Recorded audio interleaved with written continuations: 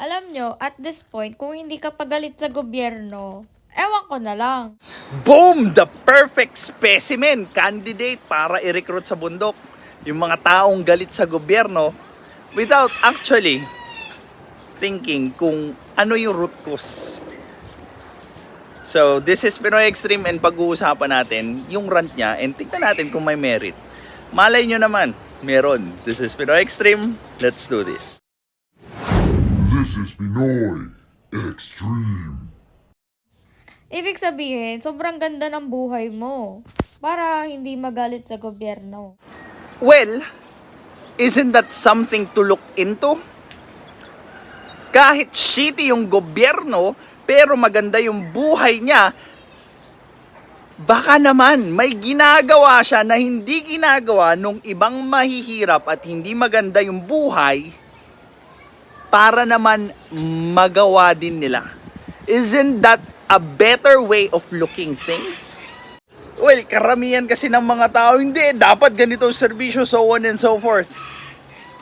So they keep on demanding what should have been instead of encouraging people to move towards that goal.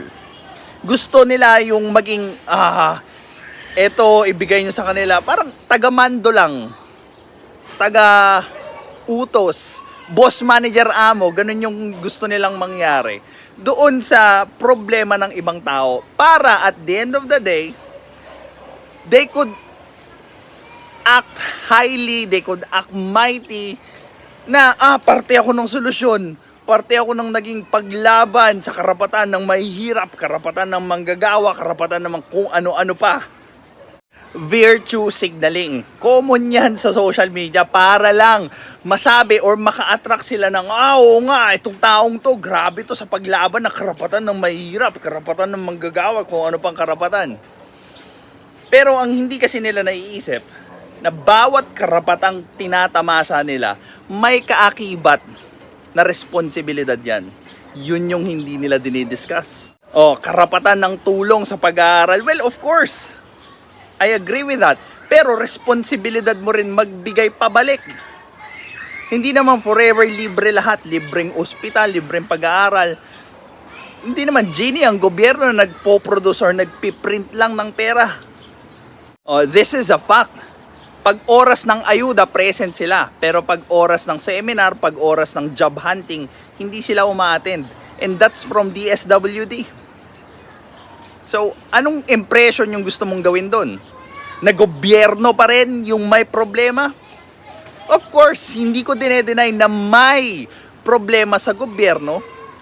Pero, tinatanggal ng mga kagaya ni ate yung responsibilidad doon sa individual para i-improve or sila mismo yung mag-improve sa sarili nila. Nagtagpo yung mga pa-victim na nakikinabang sa pagiging mahina nila at yung mga taong nagvi-virtue signaling na ako ang lumalaban para sa karapatan nyo, ako yung mabait, ako yung masipag, di ba? Nagtagpo yung dalawang yun. So, isang kumukonsinte at isang nagpapakonsinte. Perfect. Kung wala kang pakialam din naman sa nangyayari ngayon, edi sana all. Hindi sa wala kaming pakialam, but we acknowledge the things that we can do doon sa problema. Pangit ng gobyerno. Anong pwede namin gawin? Bumoto ng maayos. Turuan ang mga tao magkaroon ng critical thinking. I-improve ang mindset ng mga tao kung paano nila pwedeng tignan ng isang problema at i-resolve ito.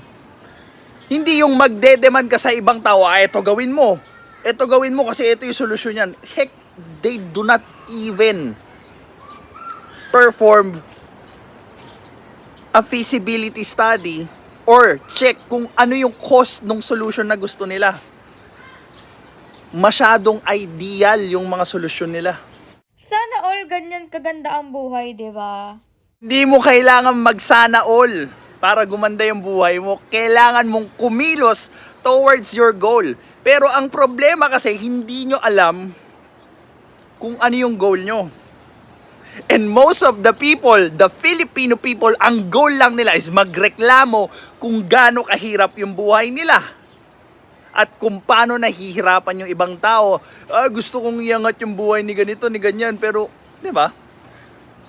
Anong ginagawa nila? Sisisihin yung ibang tao?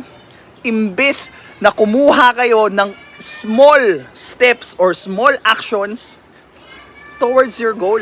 Ano yung pwede mong gawin doon sa resources mo, doon sa given resources mo, para mas lumapit ka doon sa goal na gusto mo, which is umunlad ang buhay.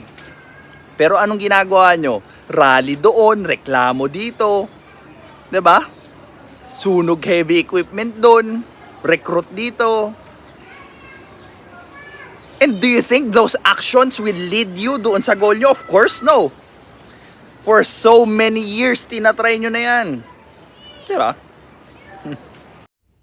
Parang, minsan magugulat na lang ako na may mga tao pa rin walang pakialam sa takbo ng gobyerno natin ngayon. Sobrang fucked up na ng gobyerno natin. Like, girl, wake up! Yes, I agree. Fucked up ang gobyerno natin. Pero paano mo siya babaguhin? Ano, revolusyon na naman? Walang katapusang rebellion, revolusyon, patayan, so on and so forth. Girl, wake up!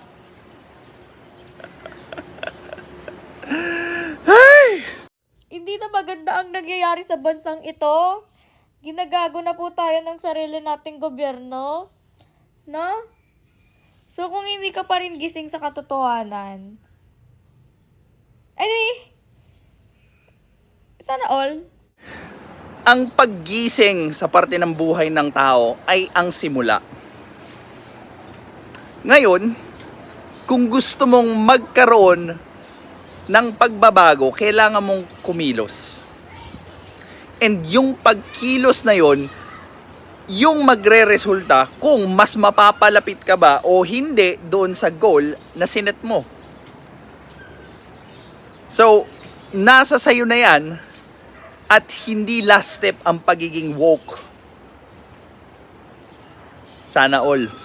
This is Pinoy Extreme. Have a good day.